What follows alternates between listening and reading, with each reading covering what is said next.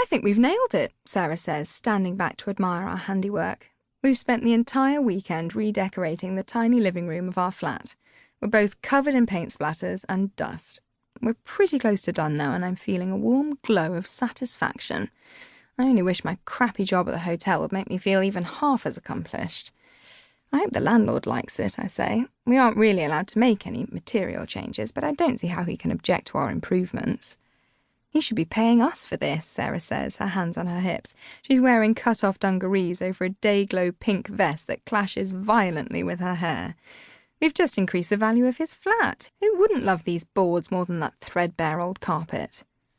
I laugh, remembering our comedy sketch struggle to lug the rolled-up carpet down the stairs from our top-floor flat. By the time we reached the bottom, we were sweating like miners and swearing like sailors, both plastered in chunks of loose foam underlay.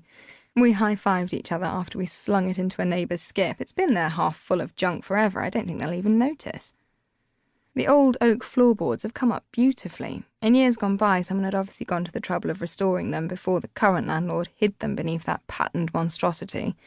Our arm-aching efforts to buff them up all feel worth it now that we're standing in our mellow, light-filled room thanks to the fresh white walls and big old sash windows. It's a tired building with glamorous bones, Artex ceiling notwithstanding. We've added a cheap rug and covered the mismatched furniture with throws from our bedrooms. And all in all, I think we've performed a shoestring miracle. Boho chic, Sarah declares.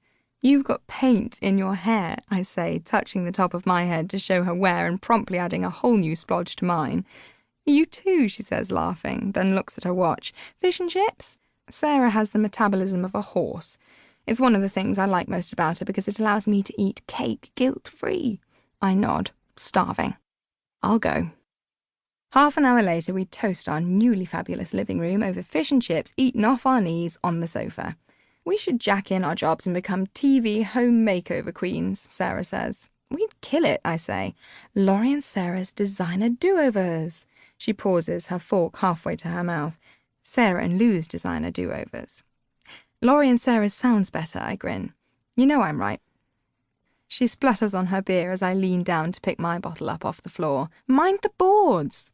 I've used a coaster, I say grandly. She leans down and peers at my makeshift coaster, this month's supermarket offers flyer.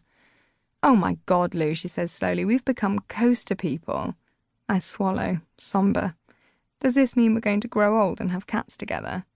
She nods. I think it does. Might as well, I grumble.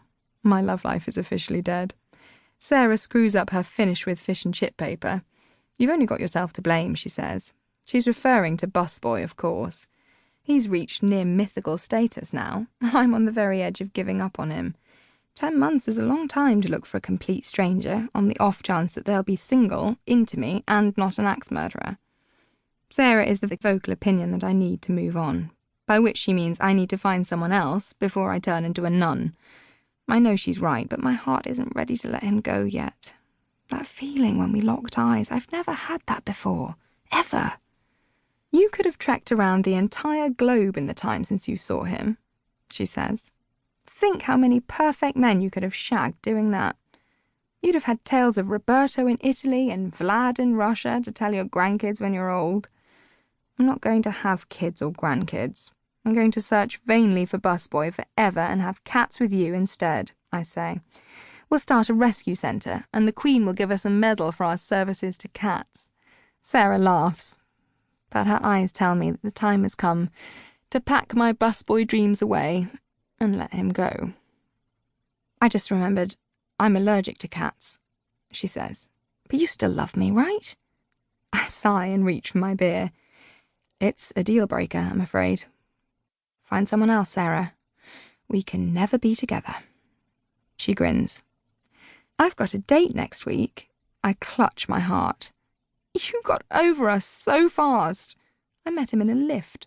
I held him to ransom with the stop button until he agreed to ask me out.